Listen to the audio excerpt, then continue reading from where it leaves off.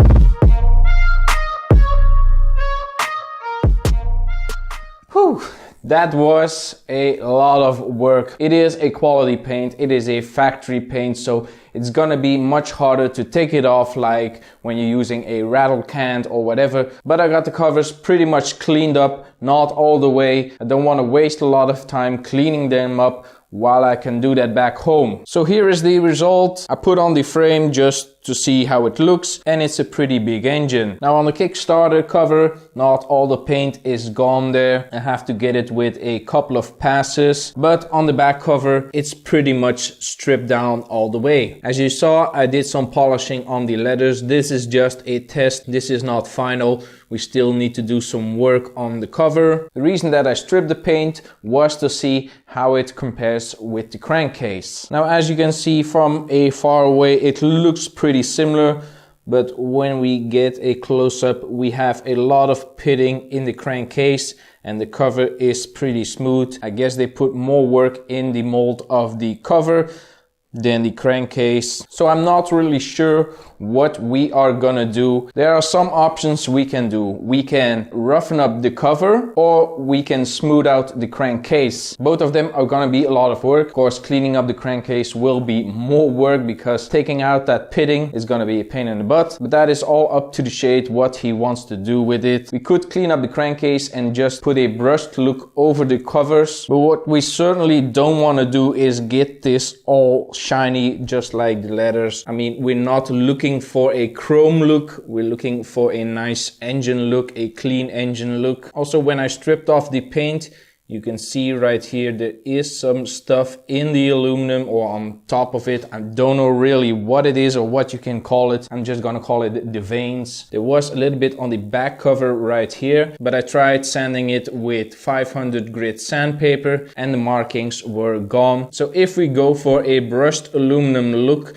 I think we need to do that. As you can see right here, it's all nice and clean. It would be absolutely amazing if we could do the whole engine like this, but I don't think we're gonna go that far. Even getting the cover to this shine, I mean, with the lettering right here, is gonna be absolutely a nightmare. And even this cover with all the crevices and whatever, yeah, I don't know. Now I put this up here. This is not how it's gonna stay. As I told you before, we're gonna move the engine back. This is gonna sit right here and the spring is gonna be located right here. Don't really know how we're gonna attach it, but that is what we're gonna do. But yeah, it looks pretty nice. It's gonna be awesome. I really dig the aluminum with the gold and the black. Yeah, that looks pretty nice, but don't know really if we're gonna keep this color. It's still in the works what we're gonna do with this color. But yeah, as it looks right now, it looks pretty nice. Now it's still pretty early in the day and I don't have nowhere to go. So I'm gonna do some other stuff. As you can see, we still have a lot of stuff right here. This is like the parts bin that we don't need. This is what we still need. I'm gonna have to modify this. But I grabbed this thing and as you can see, there is a nasty line right here. This means that the belt didn't travel all the way with this engine. Of course, we're gonna improve that, but I'm gonna clean that up. I already started here a little bit. Basically what I'm gonna do, I'm gonna sand it with 500 and maybe 1000. Don't wanna polish it. It's not necessary to polish it because the belt is gonna run over there and it's gonna polish itself. So yeah, I'm gonna clean that up, maybe do some other stuff in the meantime.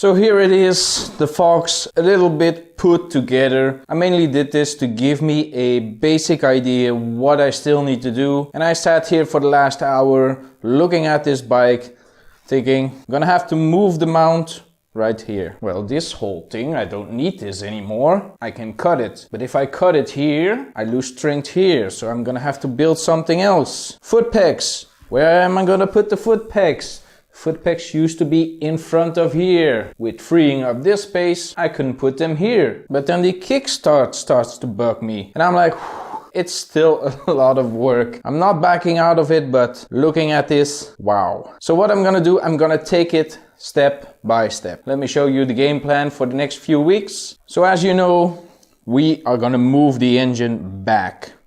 That's why this point is right here and not here where its original is. So what I'm first gonna do, step one, is get the wheel back on.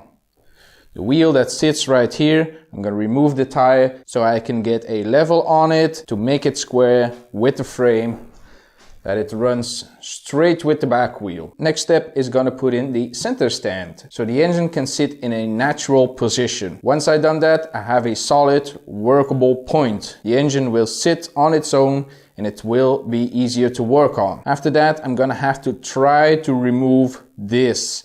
Now this is gonna be a little bit tricky because I cannot damage it a lot.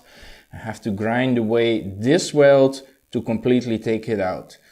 Now I'm gonna have to do some measuring. As you can see, there's a little gap between the tube and the frame. So I'm gonna have to measure that. Also, I'm gonna have to measure the point where it sits right now. Move it 11 centimeters back. That is where we are most comfortable with. I mean, it's pretty much in the center. We tried the mounting point right here, but the frame was a little bit too stretched and it didn't look any good. But this is a little bit of a stretch, but not that extreme. Once I've taken this part out, I can move it right here. I'm gonna have to clean up this surface, make it all nice and pretty.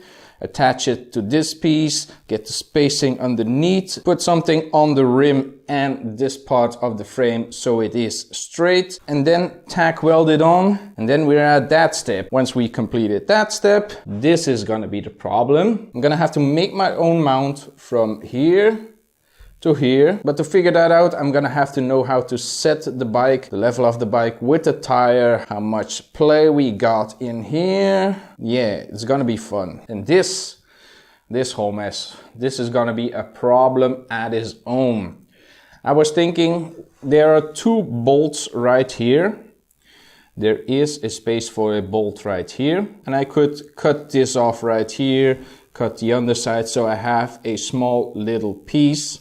And then I can remove everything right here. I started looking and the metal or the aluminum right here from the case isn't that much. It could be strong enough to support the whole bike and the abuse of the rider and the riding itself, but I'm not willing to take that chance. It is my friend who is gonna ride this bike, so I'm gonna have to figure something out. I was thinking maybe go underneath here. I can make a bracket go inside of here. When I was looking at this, I saw the mounting points for the pegs, which are basically useless at that point. And I was thinking maybe we can grind them down, make it all nice and flush with the case right here. Maybe grind this a little bit down right here so it is flush, so we don't have stuff that doesn't need to be on there. So yeah, I don't know if we're gonna do that. Maybe we can do that in a later stage when the bike is running, and then we can see what we still can remove. It's gonna be tough. Little Monster was a big step, but this is a whole other deal. I never done something like this, but I'm pretty happy about it. It is a learning experience, and as it looks right now, it looks pretty cool at the end. It's gonna look nice. Once we get it into a rolling chassis, then it's gonna be much better. When we get the parts, get the engine going, get the frame welded. Once it looks like a bike again, I'm gonna be pretty happy. Yeah, also what I was talking about with the Kickstarter, I could get some foot pegs right here, but if the pegs come out of here, the kickstart, yeah, I don't know. Also, what do you think about my polishing job?